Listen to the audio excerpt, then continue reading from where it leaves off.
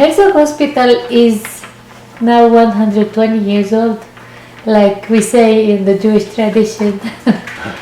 And you are entering your 121 year. And can you tell us how it all started?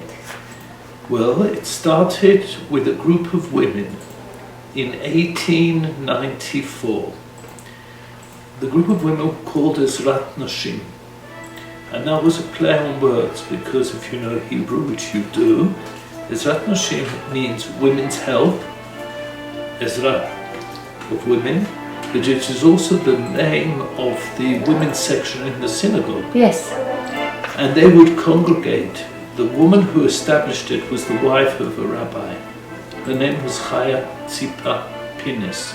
Rabbi Pines, Yehezkel Pines, was one of the original founders of the Zionist movement, and he came to Israel and with him his wife, and they established a group of women who adopted a shelter which had been established a few years earlier by two of the members of the Rivlin family.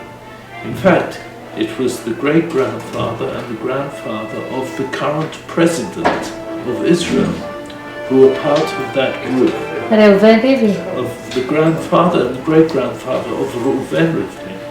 So they had established a shelter for people who belonged to one of two major groups. Either they had psychological problems, psychiatric problems, and were probably in the street homeless, and the other group was young women who had just given birth. And we know that because we still have the records with the names. And when you come to visit, I'll show you the book with the names of the original patients in the hospital. So the group of women adopted this shelter, and that way they formed the very first hospital for psychiatric patients in the Middle East. Today, looking back, we can see that they probably were suffering from two types of diseases. One was the young ladies probably had what we call postpartum depression. They were very young. They were very, very poor. The sanitary conditions in the old city, and remember we're talking about the old city of Jerusalem. This was in the old city. Sanitary conditions were terrible. And when you're giving birth a second or third time, it's very easy to become depressed. So that was one group of women. The second were the patients who probably many of them have what today we call the Jerusalem syndrome, which is a very interesting topic in its own right. So these were psychiatric patients, and they needed a shelter, they needed somewhere to be, and that's how the hospital started. How did it get to be the hospital we know today? Well, like everything, it underwent a metamorphosis over the years. Between 1894 and approximately 1970, it was only psychiatry. The hospital itself moved from one location to another. In the first few years, we know that it moved because as it grew, it outgrew the place it was. It started with 2 rooms, moved to 4, 5, 6 rooms, and it grew with time. In the beginning of the 20th century, they inherited a plot of land and some money, so they were able to actually build the very first building for the hospital. And that was opened in the early 1900s. Probably it was first opened about 1912 or 1913. And this was actually built with a bequest from Russia, from St. Petersburg. Somebody by the name of Baruch Neustadt had bequeathed the money, and this was used to build the hospital. So until about 1968, it was in the old building. In the 1960s, the Rabbanit Herzog collected money to build a new building, the building that we are in today, and they moved over in 1968 to the current building. Now, at the beginning of the 1970s, psychiatry became more effective and fewer patients needed to go into hospital, and it was easier to discharge patients from the hospital to the community. So there were more beds available, and those beds were taken up by elderly patients, geriatrics.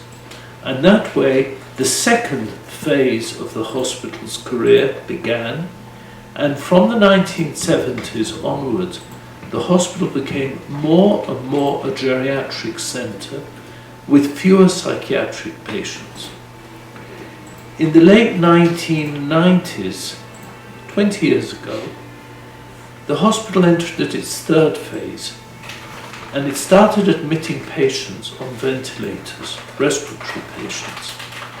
And that has grown to be 1/3 of the hospital beds. So today, the hospital actually has 3 major functions: psychiatry, geriatrics, and respiratory care for all ages, ranging from small babies all the way through to elderly people. In addition, the hospital today has 2 very large clinics. One is a clinic in the community that deals with psychiatry, primarily in the community, and the second is the Centre for Psychotrauma, which we will touch upon when you talked about the war. That is a very important part of the work of the centre, because they do both preventive work to increase resilience in the community, to prevent psychotrauma, and they also do curative work to try and treat those who are suffering from psychotrauma. And of course they teach and do research. So everything is tied together in one package. And let's talk about treatment and research about the neurologic ailments or neurologic disorders. Yes. Well, we like to call them or define them as neurodegenerative diseases. Of course. The reason is when we're dealing especially with elderly people, but not just. There are unfortunately also some of those neurodegenerative diseases which affect younger people. But the nature of life is that it's usually the older people who get diseases like Parkinson's disease, like Alzheimer's disease, like many of the other dementias. Dementia is a big term with many subdivisions inside. So patients can suffer from one or another type of dementia. So because we deal with a lot of these patients, the focus of a lot of our research is in the direction of neurological damage. Now, one has to remember that we receive patients very often who have had the damage and come in for rehabilitation.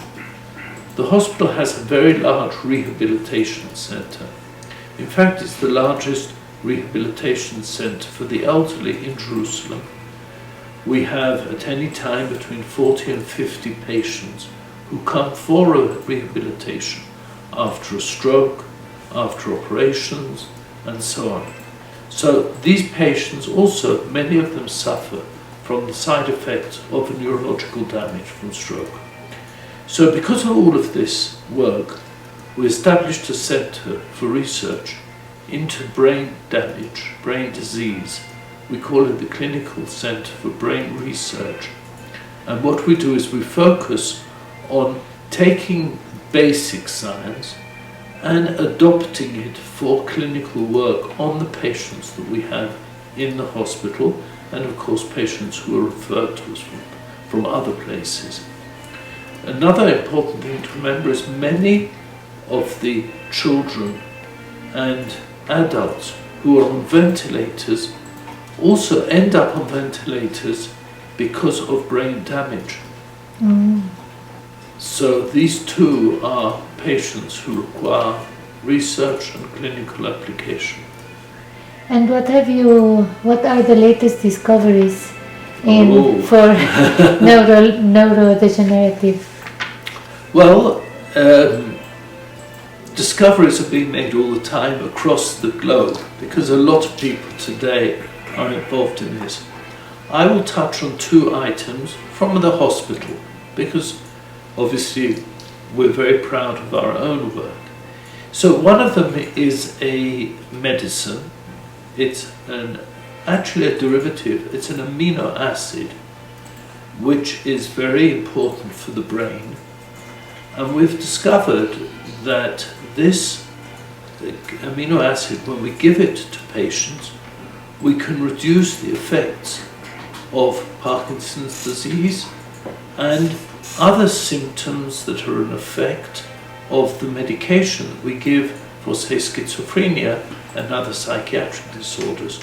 So, by trying to find a solution to the side effects of the medicines for psychiatry, we've actually discovered, our scientists have actually discovered a drug that can be used also for Parkinson's disease. So that is where the hospital can bring its clinical expertise to the front, because we deal both with the psychiatry and with the geriatrics, and we can blend the two. Another similar discovery is for depression, taking another drug, another medicine, which was originally designed as an antibiotic. It was originally used for tuberculosis many, many years ago in the 1950s. And through the work of our scientists, we have discovered its effect on depression. And we're beginning to look into the use of this for patients with long-term chronic depression. So that's another type of discovery. Something else that might be of interest to some people is the work on brain stimulation, using electrical currents to stimulate the brain to help the brain possibly heal after a stroke. We're working on this now, research. I can't tell you that we have a cure for a stroke, but we're working on using the stimulation. You do it from outside.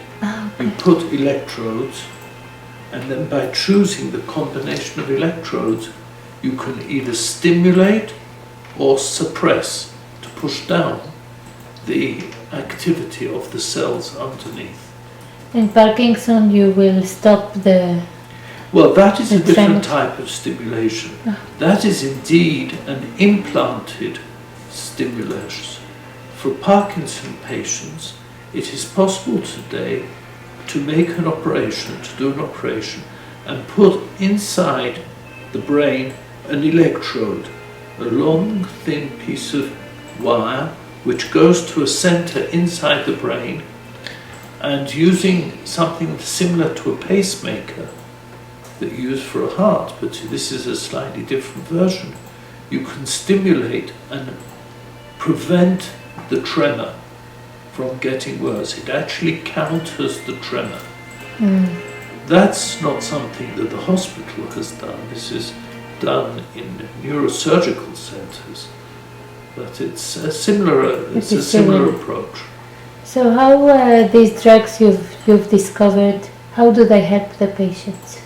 Well, at the moment it's still experimental, so we're only giving it to patients who are part of studies. In other words, when we study the effect, we take a patient who agrees to participate. This is known as a study, a drug study.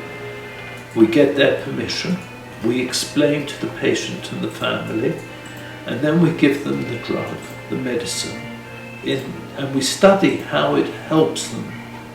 And we have found that for some patients with Parkinson's disease, as well as patients who have got schizophrenia, that we have been able to help reduce the side effects of the medication and to reduce the tremor and other problems that accompany Parkinson's disease.